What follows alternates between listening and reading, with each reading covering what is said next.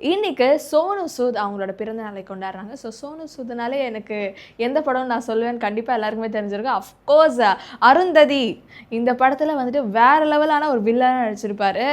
அந்த படத்துல லைக் அகோரி அப்படி அகோரியா அவர் வருவாரு. அவர் சொல்ற அந்த டயலாக்கா இருக்கட்டும், கண்டினியூஸா ஒரு டயலாக் சொல்லுவாரு. அதெல்லாம் கேட்கும்போது ஐயோ என்னையா நடிப்புங்கிற மாதிரி நிஜமாவே வந்துட்டு லைக் எப்படி சொல்லுவா, ஐயோ நிஜத்துல அந்த மாதிரி யாராவது வந்துருவாங்களான்லாம் சின்ன வயசுல நான் பயந்துருக்கேன். ஈவன் அவர் அருந்ததி வந்துட்டு அவங்கள அடிச்சு ஒரு என்னது கல்லுக்குள்ள அவங்கள அடிச்சதுக்கு அப்புறமே வந்துட்டு அந்த அழுகிற மாதிரி சவுண்டு, அந்த கல்லுக்குள்ள இருந்துகிட்டே பயம்படுத்துறது, அந்த டைம்ல இது தாண்டா பேய் படம்ங்கிற மாதிரி எனக்கு ஃபீல் ஆச்சு.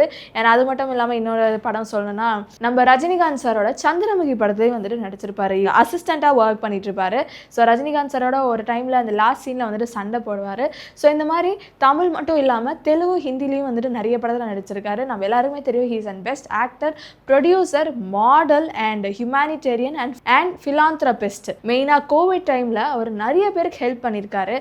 கோவிட் நம்மளுக்கு வந்துடும் அப்படிங்கிற ஒரு மைண்ட் இல்லாமல் மற்றவங்களுக்கு நம்ம ஹெல்ப் பண்ணணும்னு சொல்லிட்டு நிறைய பேருக்கு நிறைய ஹெல்ப் செஞ்சுருக்காரு. என்னதான் வந்துட்டு படத்தில் ஒரு நெகட்டிவ் ரோலாக வந்தாலுமே லைக் நிஜத்தில் சீரியஸாக வந்துட்டு அவர் ஹீரோன்னு கூட சொல்லலாம்.